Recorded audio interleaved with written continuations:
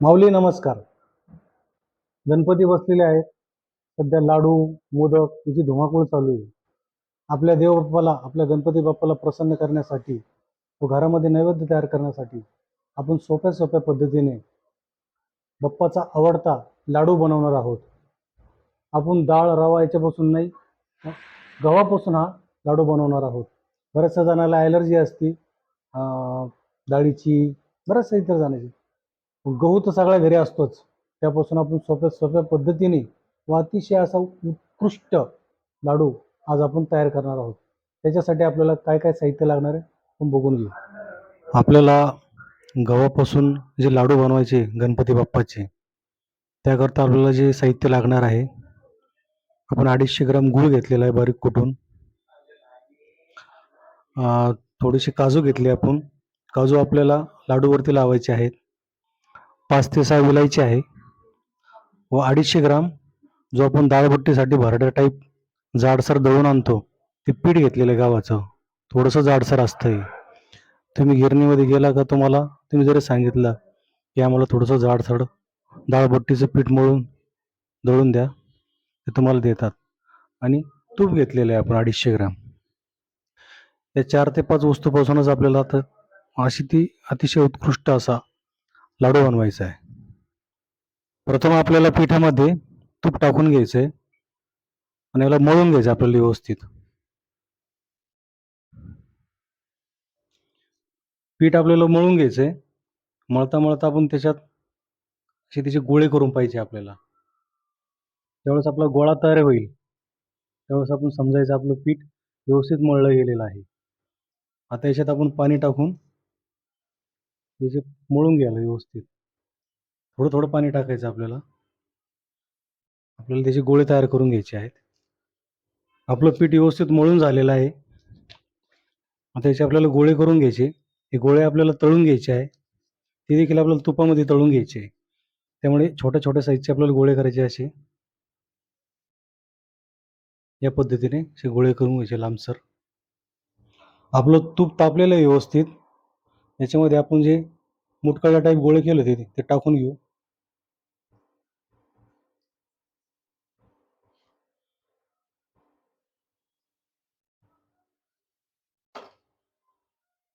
याला व्यवस्थित आपल्याला परतून घ्यायचं आहे. खूप जोराजोरात त्याला हलवायचं नाही, नाही ते फुटतील. असं व्यवस्थित याला फ्राय करून घ्यायचं आपल्याला. चांगला याला तांबूस कलर आला की याला काढून घ्यायचं आहे आपल्याला. एकदम व्यवस्थित असे आपले गोल्डन कलरचे हे मुटकुळे झालेले आहेत. आपले मुटकुळे जे आहेत आपण तव्यावर टाकले होते, ते मस्तपैकी त्याचा लाल कलर झालेला आहे. तळून झालेले आहेत ते. व्यवस्थित आपण काढून घेऊ आणि जे राहिलेत आपले ते तळून घेऊ आपण. तळताना एकदम व्यवस्थित काळजी घ्यायची, ते फुटता कामा नये.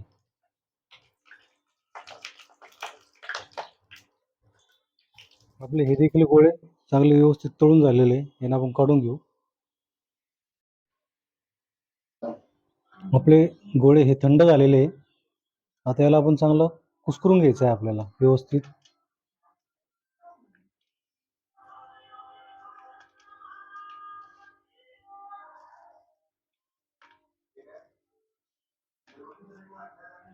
सगळे गोळे आपल्याला असे कुस्करून घ्यायचे, एकदम बारीक बारीक पावडर करून घ्यायची आपल्याला.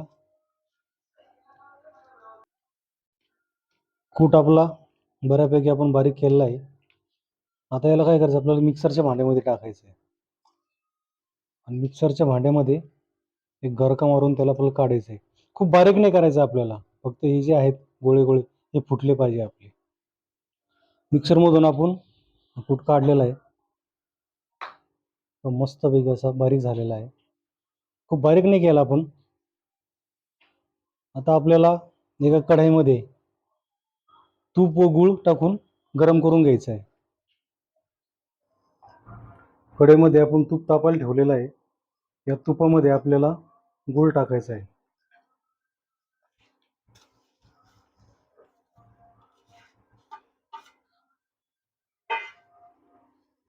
असं व्यवस्थित आपल्याला याच्यामध्ये विरघळून घ्यायचं आहे. खाली जळून नाही द्यायचं आपल्याला गूळ. तूप आणि गूळ त्याचं व्यवस्थित आपल्याला असं मिश्रण करून घ्यायचं आहे. आपण इतर जे लाडू असतात त्याच्यासाठी आपण साखरेचं पाणी टाकून पाक करतो, गुळाचं पाणी टाकून पाक करतो. त्याच्यात आपण पाणी वापरलेलं नाही. त्याच्यात आपण तूप आणि गूळ हे वापरलेलं आहे. व्यवस्थित असं पाक तयार करून घ्यायचा आपल्याला, गुळाचा पाक तुपामध्ये. आपला गुळाचा पाक तयार झालेला आहे. तूप आणि गूळ मस्त वेगळं असं मिश्रण होऊन येतं. असं मस्त व्यवस्थित पातळ झालंय. आता याला आपल्याला काढून घ्यायचंय. आपलं जे मिश्रण आहे त्याच्यामध्ये मिक्स करायचंय. पाक आपण खाली उतरून घेतलंय. याच्यामध्ये विलायचीची पावडर आपण बारीक करून घेतली, मिक्स करून घ्यायची आपल्याला व्यवस्थित. आणि हा पाक जो आहे तो या कूटमध्ये आपल्याला मिक्स करायचा.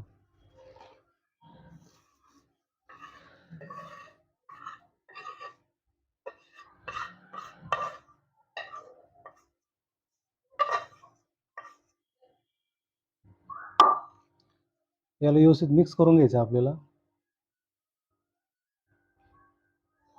गुळाचा पाक आपण व्यवस्थित आपल्या कूटमध्ये व्यवस्थित टाकून व्यवस्थित मिक्स करून घेतलेला आहे. आता थंड झालं की मिश्रण आपल्याला याचे गोल गोळे करून घ्यायचे. आता ते गरम आहे. गरम मध्ये जर केलं तर हात जळतात. त्याच्यामुळं थंड झालं की व्यवस्थित जे गोळे करून घ्यायचे आपल्याला. तुम्ही फॅन खाली देखील ठेवू शकता थंड करायला, किंवा असं देखील एक 10-15 मिनटं त्याला सोडून द्यायचं आहे. एक 10-15 मिनटं आपण याला ठेवू. त्यानंतर आपण याचे गोळे मळून घेऊ. लाडूचं मिश्रण आपलं बऱ्यापैकी थंड झालेलं आहे. आता याचे आपण मस्तपैकी गोल लाडू करून घेऊ.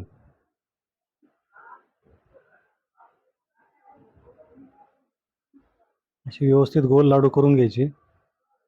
तुम्हाला जशी पाहिजे तशी साईज तुम्ही घेऊ शकता. आपण जे ड्रायफ्रुट्स घेतले ते काजू, हे काजू याला असे चिटकायचे, प्लेटमध्ये काढून घ्यायचे आपण व्यवस्थित. असे सगळे लाडू आपण करून घेऊ. आपले लाडू मस्तपैकी तयार झालेले आहेत. अशा प्रकारे आपले गव्हाचे लाडू, गणपती बाप्पाचे आवडते लाडू तयार झालेले, खाण्यासाठी तयार. अशा प्रकारे आपले लाडू तयार झालेले आहेत. लाडूची तुम्हाला चव दाखवतो पहिली मस्तपैकी. जरा लाडू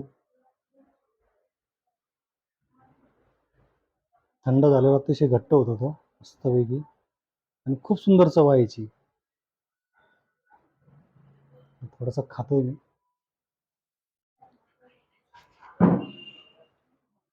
खरंच अतिशय इतकी उत्कृष्ट हिची चव आहे ना.